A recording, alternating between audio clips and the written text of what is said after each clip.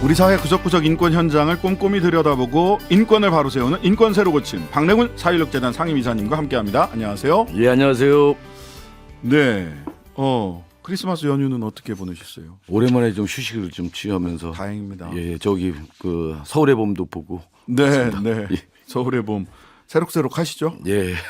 지금 화도 나기도 하고 네. 연기들 잘하더라고요. 그렇죠. 예. 황정민. 어쩜 그렇게 잘할까요? 글쎄 말입니다.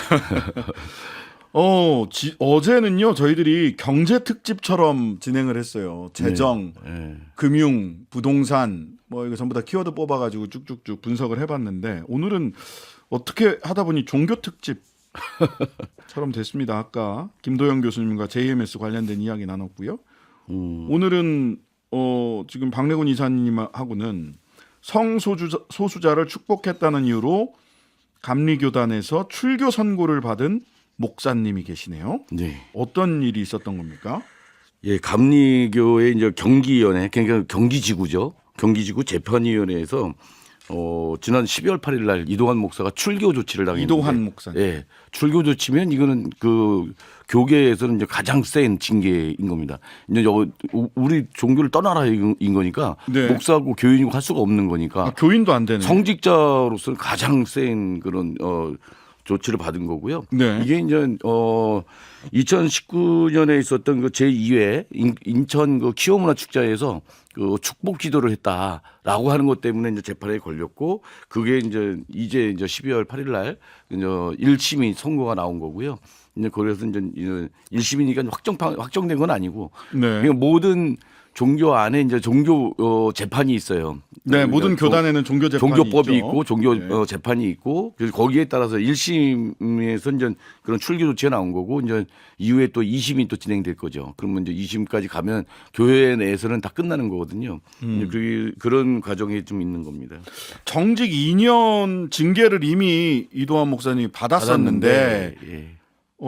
유사한 활동을 이어간 것을 문제 삼았다고 하네요. 그러니까요. 징계를 받았으면 자축하고 반성하고 있어야 되는데 왜 그러냐라고 하는 이런 거고요. 그건 이제 이따가 뭐 이동환 목사님한테 한번 직접 들어보시면 좀 될 것 같습니다. 근데 직접 한번 여쭤봐야 되겠습니다만은 성소수자 대표적인 사회적 약자 예, 그렇죠.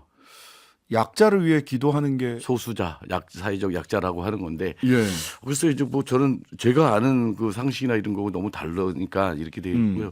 그리고 이제 수제적인 흐름이 좀 세계적인 흐름이 좀 바뀌고 있잖아요. 그렇죠. 얼마 전에 교황청 그렇죠. 교황청에서도 그런 발표를 했었잖아요. 동성 커플에 대한 예. 축복을 허용한다. 네. 가톨릭 사제의. 뭐 물론 저 동성 결혼을 갖다가 허용한다라고 하는 건 아닌데 거기 이제 교리 선언을 한 거거든요.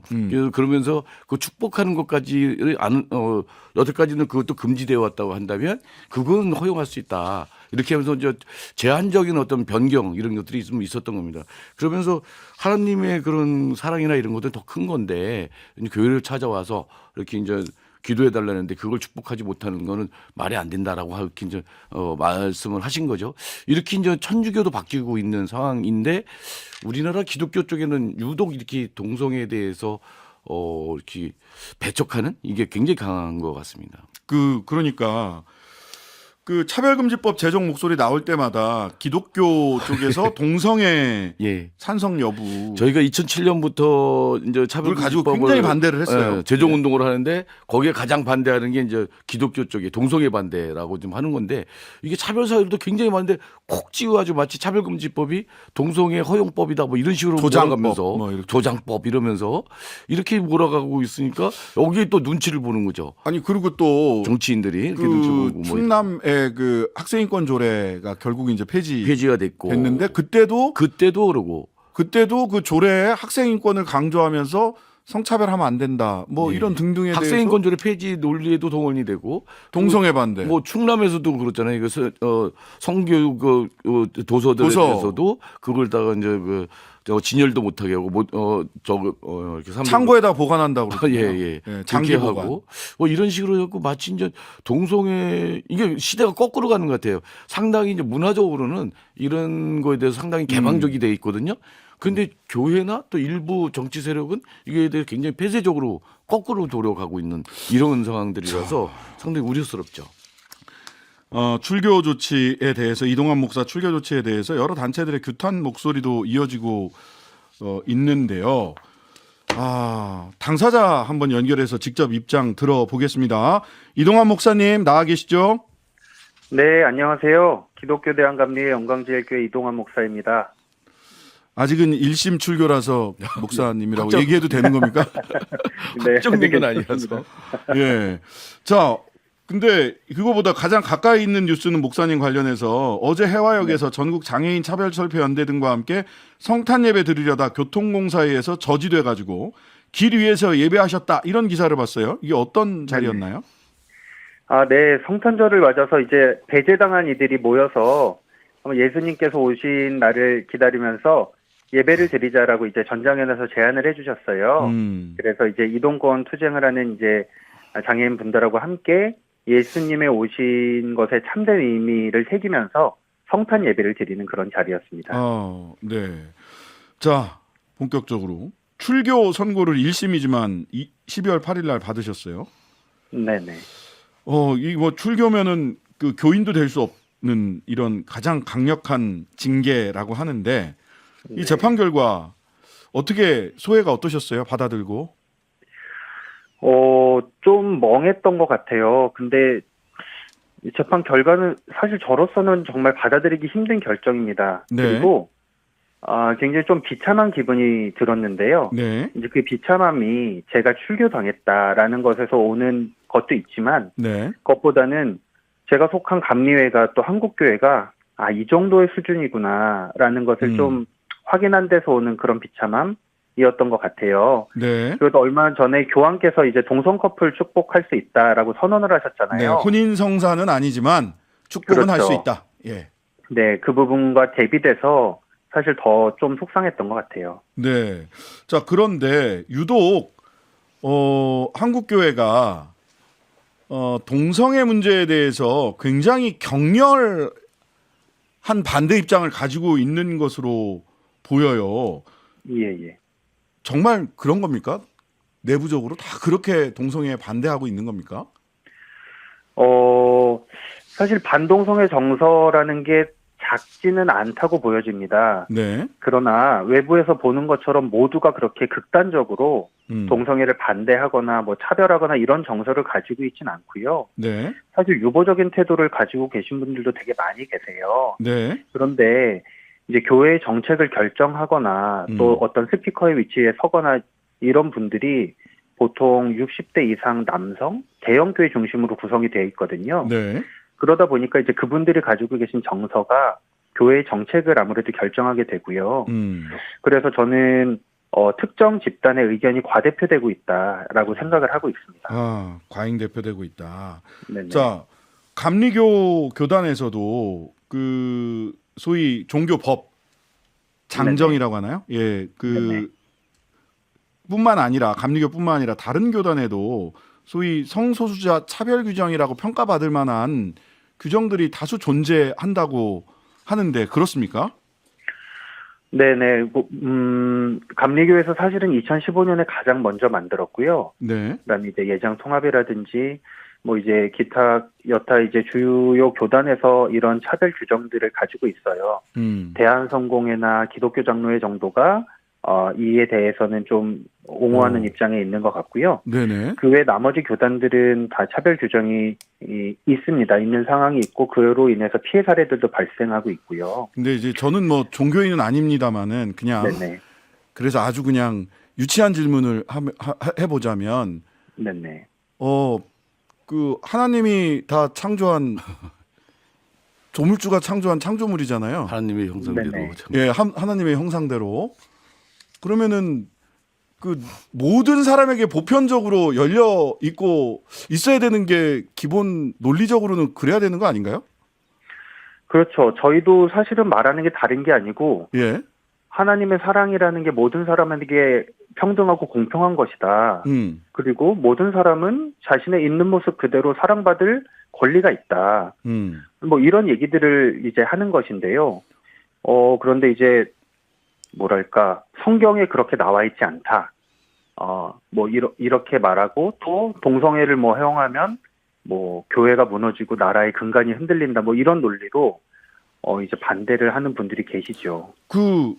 그러면은 이게 동성애를 그냥 있는 그대로 하나님이 만들어 주신 대로 있는 것이 아니라 동성애자는 치유나 어디 병에 걸렸다라거나 네네. 또는 뭐 사탄의 소행이라거나 이렇게 보는 건가요?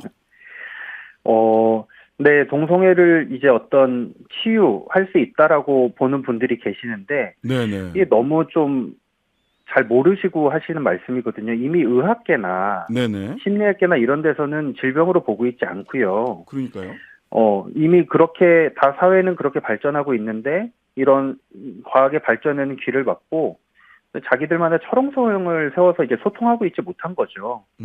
그리고 이제 성경에 보면 성경에 나와 있다 뭐 이렇게도 말을 하는데 사실 성경에 나와 이제 있습니까? 예. 뭐 몇 군데 이제 그런 구절들이 있는데요. 그렇게 보여줄 수 있는 구절들이 있는데 네. 사실 이 성경도 시대에 따라서 해석돼야 되는 부분이 많이 있어요. 네. 예를 들면은 예전에는 성경을 근거로 해서 무슨 천동설을 뭐 주장하고 네네. 성경을 근거로 노예제를 옹호하고 성경적으로 볼 때 여성이 남성보다 뭐 열등하다 뭐 이런 주장들을 교회가 펼쳤었거든요. 네네. 근데 지금은 그렇게 말하면 다 정근대적이라고 말하잖아요. 네. 예, 저는 이 동성애에 대한 구절도 30년 후에는 그렇게 평가될 거다라고 보여집니다. 네. 30년 후에는 예. 예, 알겠습니다. 자, 30년이면 좋겠습니다. 20년이면 좋으시겠어요? 자, 지금 1심 재판에 대해서 항소를 하신 상태일 텐데 향후 2심 대응 어떻게 이어나가실 것인지 그리고 마지막으로 교단과 우리 시민들을 향해서 한 말씀 해주시면 좋겠습니다. 네네. 동성애가 어쨌든 죄라고 하는 부분에 대해서 저는 그렇지 않다. 그리고 이런 분명한 입장을 좀 전하면서 제 나름대로의 말걸기를 계속 해나갈 생각이고요. 네. 사실 우리 안에 서로의 의견이 좀 다를 수는 있다고 생각해요. 네. 지금 과도기일 수도 있다고 생각하는데 그럴 때일수록 우리 안에 서로 존중하는 태도를 기본으로 해서 토론하고 경청할 수 있는 그런 안전한 공간이 너무 필요하다고 생각하거든요. 안전한 공간. 네. 네네. 그런데 저희는 그렇지 않죠. 지금 뭐 다른 얘기를 한다고 해서 거의 너 나가 이렇게 출교를 시켜버리는 이런 태도는 동료 목회자로서 동료 시민으로서도 좋지 못한 성숙하지 못한 태도라고 생각이 들고요. 네. 이게 저는 감리회만의 문제가 아니라고 생각해요. 교회가 우리 사회의 성소수자의 인권에 대해서 어떻게 생각하는가를 너무 잘 드러내 보여준 사건이고 저는 이게 사회에도 굉장히 안 좋은 영향을 미칠 거라고 생각을 합니다. 네. 그래서 2심 대응은 이 교계뿐만 아니라 시민사회 인권 단체들 그리고 필요하다면 정치권하고도 연계하여서 네. 좀 대응을 해나가야겠다라고 생각을 하고 있습니다. 네. 알겠습니다. 예, 지금까지 이동환 목사님과 말씀 나눴습니다. 오늘 말씀 감사합니다. 네, 감사합니다. 네. 해외에서도 그러나요? 뭐 그런 교회도 있고 안 그런 교회도 있겠죠. 그럼요. 그 1970년대 같으면은 이제 미국에 이게 저 성소수자들, 동성애자들 전환 치료 센터 같은 것들이 엄청나게 많았다고. 전환 치료 센터. 예. 그러니까 이걸 이제 병이니까 병이다. 치유를 통해서 이게 예. 이제 이성애자로 돌릴 수 있다. 또 그런 실제 사례도 있다. 이렇게 하면서 엄청나게 많았는데 지금 거의 이제 흔적이 없죠. 지금 우리나라에서 이제 자꾸 이 전환 치료를 주장하는데 네. 1990년 5월 17일 날 세계보건기구 WHO에서 어떤 발표를 하냐면 동성애는 질병이 아니다. 여태까지 정신병으로 좀 보고서 그거를 갖다가 치료한다고 영각적으로 하고 그랬는데 여태까지 그렇게 해온 것에 대해서 반성하면서 이거는 질병도 장애도 아니다라고 얘기를 하고 그동안 의학계가 했던 거에 대해서 반성을 하죠. 그래서 이런 날을 이날을 5월 17일을 매년 전 세계에서 기념을 하고 있고 우리나라도 이제 그날 이제 행사들을 하면서 성소수자 혐오 반대의 날로 하면서 이렇게 이제 기념하고 그런 행사까지 벌려지고 있고요. 성소수와 관련된 동성애와 관련된 어떤 축제 이런 것들도 굉장히 많거든요. 퀴어 프라이드 축제들. 축제, 뭐 퀴어 축제 이런 저기들이 아예 관광상품화돼 있다는 거 지난번에도 한번 말씀드린 것 같은데. 근데 우리처럼 이렇게 그냥 폐쇄적으로 가는 거는 참 이상하다. 우리는 문화적으로는 굉장히 이런 성소수자를 받아들이는 분위기들이 많이 발전하고 있어요, 도리어. 뭐 문학이라든지 뭐 음악이라든지 영화라든지 이런 데서도 이런 부분들 많이 많이 이제 넓어지고 있는데 이제 기독교 쪽에서는 자꾸 이제 과거로 자꾸 돌아가는 것 같아서 그러니까 이미 왜 없어진 그러냐. 없어진 전환 치료 뭐 이런 걸 자꾸 왜 그런 식의 논리를 갖고 가는지. 그러니까 첫 번째 서로 아까 이동환 목사님도 안전한 토론회장이 있어야 되는데 네, 너 예. 그런 말 하니까 나가 이건 아니지 네, 않냐. 그렇죠. 교계에서도 안전한 토론회장이 열렸으면 좋겠다. 꼭 예. 내 말만이 다 옳다라고 얘기하시는 건 아닌 것 같아요. 예. 근데 또 아니 기독교계가 또 이제 동성애 반대라고 하는 이슈를 가지고 사실은 조금 다른 목표를 가지고 있는 거 아니냐 이제 글쎄 이런 말입니다. 그런 의심도 많이 하고 있고 실제 이제 대형교회 쪽으로 해서 그런 얘기들 하는 사람들이 있는데 아까도 이제 그 이동환 목사가 얘기했지만 네. 교회 내 여론조사를 한 게 있었어요. 네. 예, 거기서 이제 이렇게 보면은 성직자와 일반 신도의 저 여론이 되게 분리가 됩니다. 맞아요. 그래서 일반 신도 특히 젊은 신도들 같은 경우는 그게 뭐가 문제야라고 하는 이런 태도. 뭐 각자 자기 인생 사는 거예요. 예, 이런 다수입니다. 태도예요. 다수고 그래서 그걸 가지고 뭐라 그러냐. 이게 이제 마치 이제 동성애 찬성이냐 반대냐 그거 유치하다 그 질문 자체가 네. 이런 식의 태도들이 뭐 교계도 똑같아요.